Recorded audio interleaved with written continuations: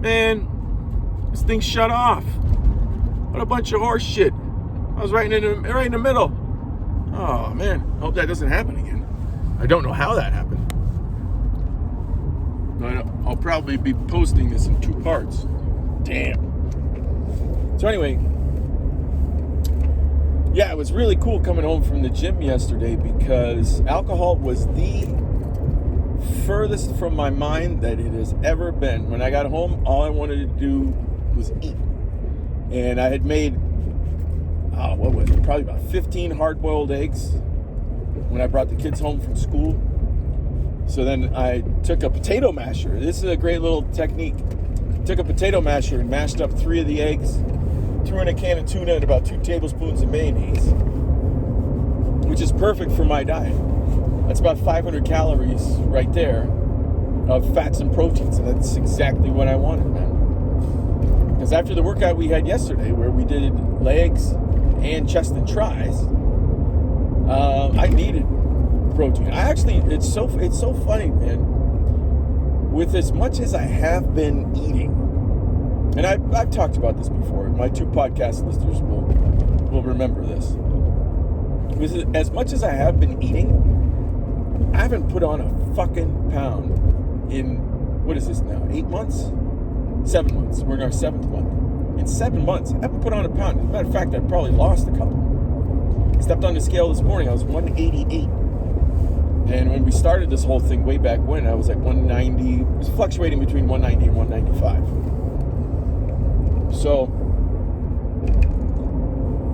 I actually think that I can be eating more than I am right now.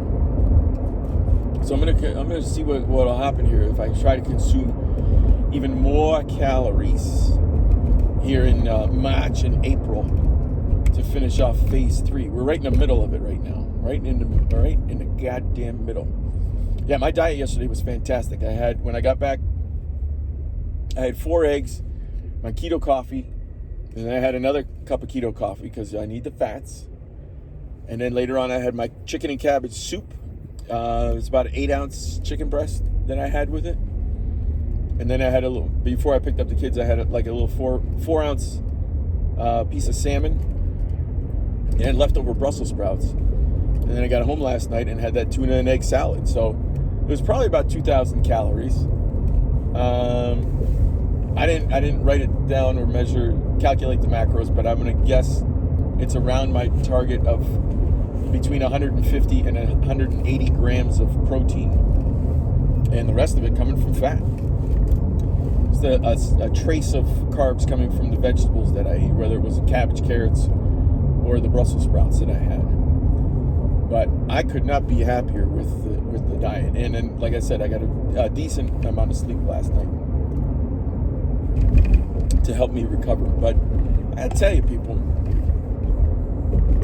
as a younger man, 30, 35 years ago, I was in the best shape of my life. I will never be in better shape than I was when I was a freshman and sophomore in high school. Never. Because I had the best basketball coach that a kid could ever ask for. And as I get older, I'm starting to realize more and more I'm never going to be in that type of peak physical condition again, but I can still look good. And there are ways to look good. I actually think that I may be stronger than I was. So cardio-wise, I was in my best physical condition, but in my freshman and sophomore year. Junior and senior year, I was at my strongest because I was lifting more. And then I lifted all through college and graduate school as well. But I don't think I was ever as strong as I am right now. Like last night, I was benching my body weight, roughly, it was 185. And the prior week, 2 weeks ago, when I was trying to do 185, I could barely get up 4, maybe 5 reps. And yesterday I did 4 sets of 6 reps with, now I don't want to say with ease, but I did them comfortably, which now tells me, okay, now I can up the weight. Because when we go to do our benching, we're doing 4 sets, and the reps are 4 to 6, so we're using a lot of weight. And that's how our 3 workouts usually start out. They start out usually with one of the big strength exercises, and we do 4 sets and 4 to 6 reps. Then we move to the more sculpting exercises, and those are in the 8 to 10 or 10 to 12 rep range. So we're using less weight on those, but we always started off with big weight, low reps, and it felt fantastic. Then I went to go do my deadlifts, and the deadlifts also felt really great. My back feels really strong, and I can't remember if I mentioned this before, but I have had lower back issues, definitely in my 20s and 30s. They started to dissipate here in my 40s, which is nice. So things are going really, really well on the health front. I like it. The health front, the diet front. Sleep's getting better. It's not where I want it to be, but it's definitely getting better. Speaking of which, another thing that is getting better is my self-awareness. So my wife was making her breakfast while I was getting ready to take the kids out of the house this morning. And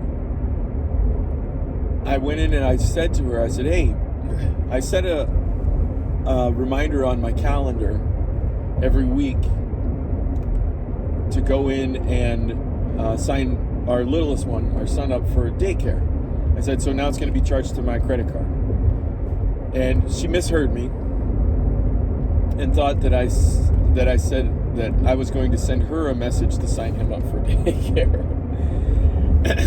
Now, the reason why I'm doing this, let me back up. The reason why I'm doing this is because there have been 2 times now where I've had to take off work and go pick him up early, bring him home, and then go back like an hour later and go get the older ones, which is a pain in the ass because it's a half hour there, it's a half hour back. If you listen to this podcast, it's the Off-Base podcast. It usually goes about 25 minutes. So what I'm trying to do by setting that alert for myself is avoid having to do that. Now, the reason why we do that is because my wife was signing him up a month at a time. And sometimes if you sign them up for a month at a time, what happens is that the end of the month may not fall on a Friday, which means the next month starts on Tuesday, Wednesday, Thursday, Friday, whatever. And when the month runs out, then we come to find out that, oh, he's not signed up for the next month. And then we're like, oh, shit. So what I'm doing right now is setting that alert for myself every week. So we got him signed up all the way through March, and you can only sign up like a month at a time. So he signed up all the way through March. So the alert went off for me yesterday, and I signed him up for the first week of April. So what I tried to do when I explained this to my wife this morning is I tried to use as little words as possible because I like efficiency. I try to use as little words as possible to convey the most amount of information. And the way I had said it to her, so first she thought I set an alert to remind her to do the daycare sign up or aftercare sign up. It's not daycare, it's aftercare, it's after school. And after I said to her, no, I'm not going to remind you, I'm just going to do it. And then she said, well, why are you doing it by the week? You can do it for the whole month. And that's when I got exasperated and just gave her a look. Now, that look can denote or connote that I'm frustrated with her or annoyed with her. And I understand that. This is what I was very aware of this morning. I understand that. But that look this morning wasn't annoyance with her. It was annoyance with myself. I was disappointed in myself that I didn't explain things properly enough. And then she's asking more questions about it, trying to get clarity. And then I get upset with myself because now I have to use more words than I wanted to convey what I initially intended to convey. Now, that sounds like a first world problem, and it is. But like I said, I like efficiency, I like economy. So I wanted to do it as succinctly as possible. So I was upset with myself that I did not. And whenever that happens to me, all my head says is, oh Jesus, now you're going to use 3-4 times as many words to explain what you could have explained the first time had you provided a little bit more detail. And rightfully so, she got upset with me. She was like, I'm just asking questions. You don't have to be like that. And I realized right away, hey, I get it, man. I apologize. This is where the apologies are without a doubt warranted. Sometimes between husband and wife, you find it really, really difficult to apologize when you think you're right. But this was a clear-cut case of, yes, this was all on me. So I was pretty happy about that this morning. Then I had no problem claiming responsibility for what happened between her and I, and she appreciates that. As well, she should, because that's good shit. Either way, sun is shining bright here in Aurora on a Tuesday morning. We got partly cloudy skies. It's not too shabby outside.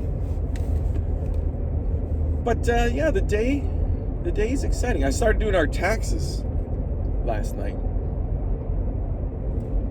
What a fascinating concept. If you've never have, there's a fella money manager who used to be on CNBC all the time. They don't have him on anymore because he's a realist. And CNBC is just nothing but smoke and mirrors, sucking the dick of the Federal Reserve every time the camera comes back on TV, on the hosts of whatever show they're doing. But Peter Schiff, if you get a chance to, he does a podcast probably 2-3 times a week. Extraordinarily intelligent man, particularly on the freedoms that were granted to us by the United States Constitution. And, when it comes down to it, if you think about it, anywhere in the world, anytime in history, really what people are struggling for or with is economic freedom. And that's the reason why we broke away from England back in the day, is because they were taxing the shit out of us and we had no say in what was being taxed and how much those taxes were. It's all about economics, man. Oh, look at how that ties into the economy of how I wanted to phrase what I wanted to phrase to my wife this morning. Man, I think you can definitely infer something about my psychology this morning. So anyway, Peter Schiff does an incredible job of talking about currently what's going on today, but very often he'll do podcasts that have to do with tax laws and just how egregious taxes have become nowadays because Congress is not restrained by a gold standard. They can spend whatever they want. Nobody's talking about cutting spending. It's just spend more. Where do you get the money from? You either tax the citizens, you either inflate their currency, or you borrow it. So I got down to doing the taxes last night, starting to do them, and it's pretty nuts how much money that the government takes from the citizens every year. I think when I did the calculation, just based on our W-2s, they take 25% of what we earn, which basically means we have to work through the month of March before we can actually see any money for ourselves. A quarter of the year. And back in the day when the income tax first started, it wasn't even on the middle class. It was supposed to be for the rich to pay for World War I believe. I could certainly be mistaken on that. And the percentage was 6 or 7%, maybe even less. It might have been 4, but it was in the single digits. And think about where we are right now, where middle income folks are now in the 20s, maybe 30%, depending on who you are. You're about to get scanned. All right, y'all. Hello. Morning. Have a good one, sir. Thank you. So I don't want to be necessarily a downer, more of a realist on where taxes are, and get to my ultimate point in starting them.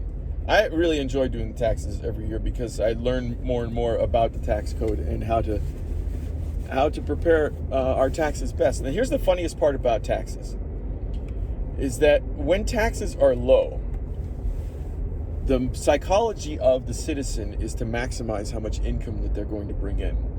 When taxes are high, the psychology of the citizen is to maximize how many deductions that they can take on their tax form. It isn't necessarily to make more money, which is sad because all that does is stifle innovation and creativity.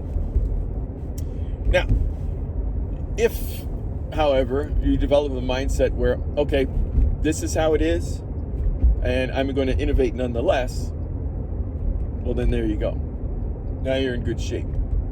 But it does suck. It does suck that the goal of the income tax is to minimize or maximize. Maximize your.